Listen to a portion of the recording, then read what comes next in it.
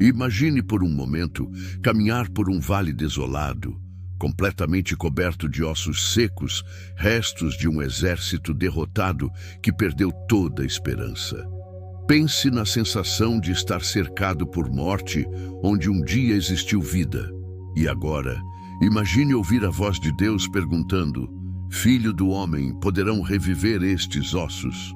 Esta visão profunda concedida a Jeremias não foi apenas um símbolo, mas uma promessa poderosa que até hoje ressoa em nossas vidas. E o que vou revelar no final deste vídeo vai transformar completamente sua compreensão desta passagem. Olá, queridos irmãos. A paz do Senhor Jesus Cristo esteja com todos vocês. Eu profetizo neste momento que bênçãos e vitórias estão chegando sobre sua vida e sua família. Eu sou João Lima e você está assistindo ao canal Entre o Céu e a Terra, onde exploramos as profundezas da Palavra de Deus para encontrar verdades que transformam vidas. Antes de continuarmos, se você valoriza conteúdo bíblico profundo, por favor, inscreva-se agora no canal Entre o Céu e a Terra. Deixe seu like, compartilhe deste vídeo e escreva nos comentários: os ossos secos reviverão.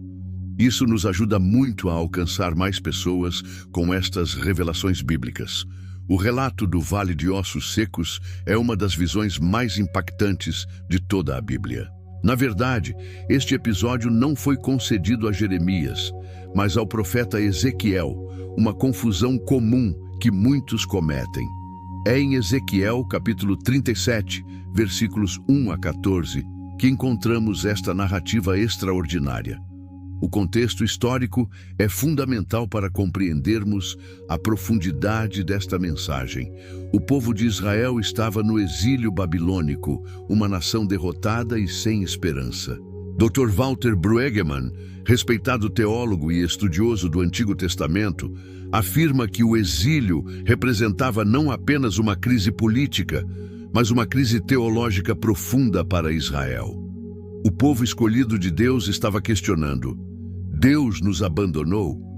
Nossa nação está morta para sempre? É neste cenário de desespero que Deus conduz Ezequiel em espírito a um vale repleto de ossos secos. Não eram ossos recentes, mas completamente ressecados, sem qualquer sinal de vida. O Dr. Michael Heiser explica que esta visão representa o estado mais extremo de morte e ossos, que já perderam toda a umidade, toda a conexão, toda a esperança de restauração pelos meios naturais. Mas Deus pergunta algo extraordinário ao profeta: Filho do homem, poderão reviver estes ossos? Esta pergunta não era apenas retórica, era um convite para participar de um milagre divino. A resposta de Ezequiel revela sua fé. Soberano Senhor, só Tu o sabes. Aqui encontramos a primeira grande lição desta passagem. Quando estamos diante de situações aparentemente impossíveis, devemos reconhecer que apenas Deus conhece o potencial completo de restauração. Como está escrito em Jeremias capítulo 32, versículo 27, Eu sou o Senhor, o Deus de toda a humanidade. Há alguma coisa difícil demais para mim? O que acontece a seguir no Vale dos Ossos Secos é simplesmente extraordinário. Deus ordena a Ezequiel: profetize a estes ossos e diga-lhes: ossos secos, ouçam a palavra do Senhor. Percebam, amados irmãos, que Deus poderia ter feito este milagre sozinho, mas Ele escolheu usar a voz humana como instrumento. Esta é uma revelação profunda sobre como Deus opera em nossas vidas ainda hoje. Quando Ezequiel começou a profetizar, aconteceu algo sobrenatural.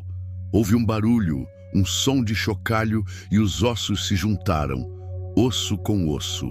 Esta é a primeira fase da restauração, o reordenamento do que estava desconexo e sem sentido.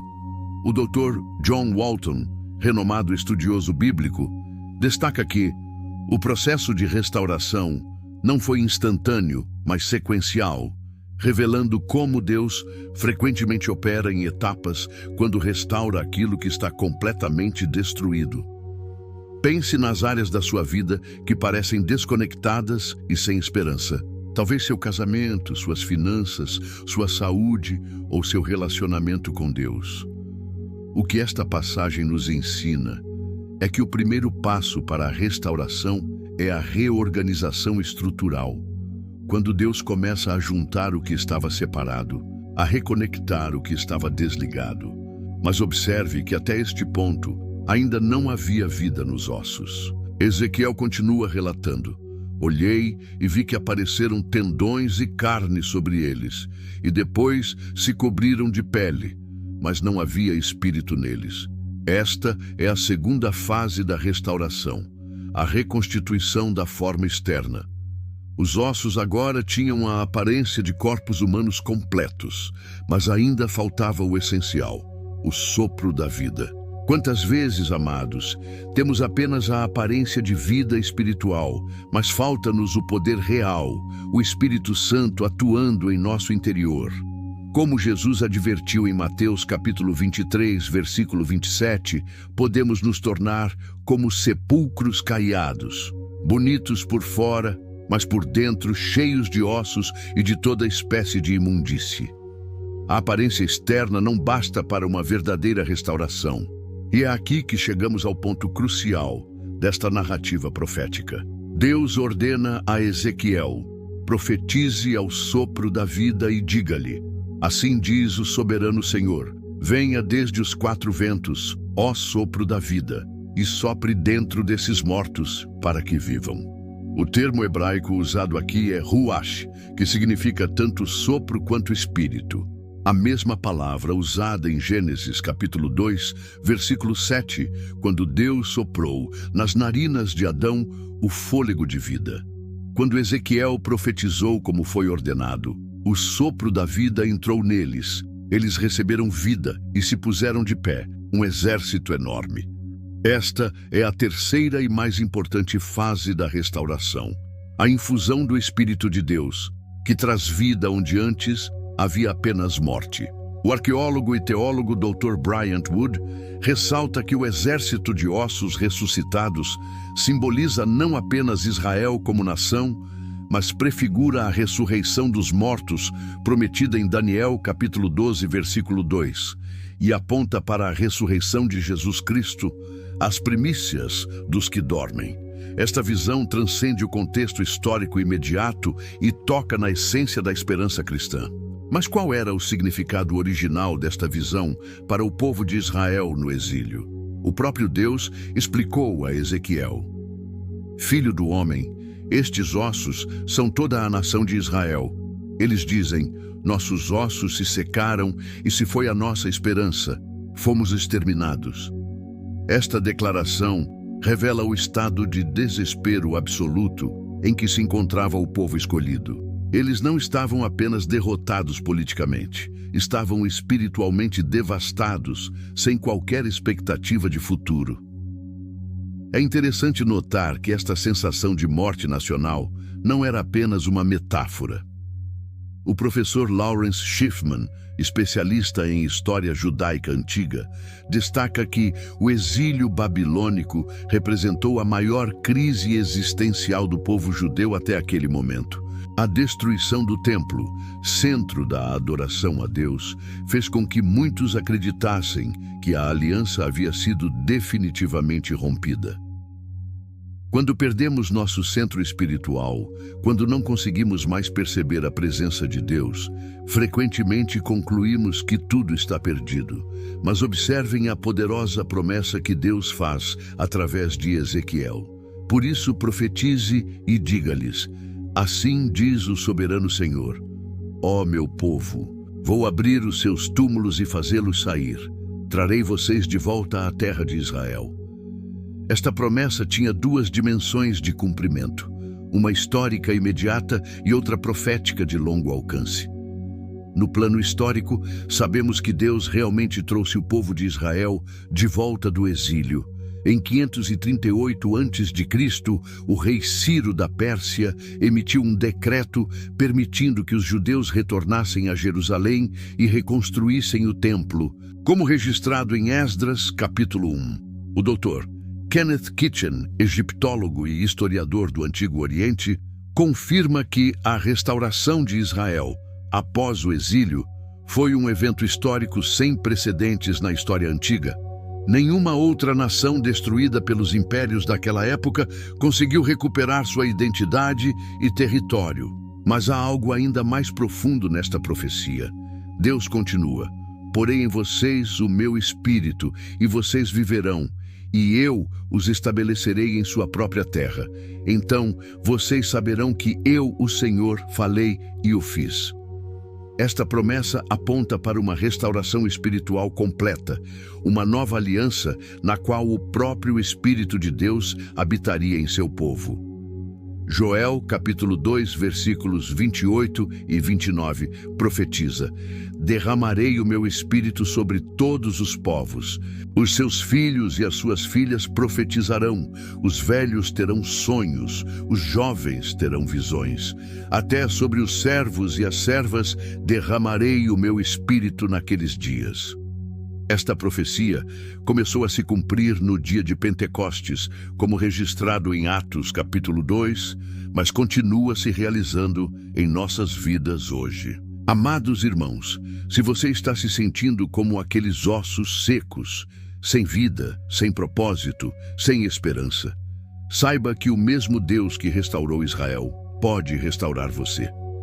Como está escrito em 2 Coríntios capítulo 5, versículo 17. Se alguém está em Cristo, é nova criação. As coisas antigas já passaram, eis que surgiram coisas novas.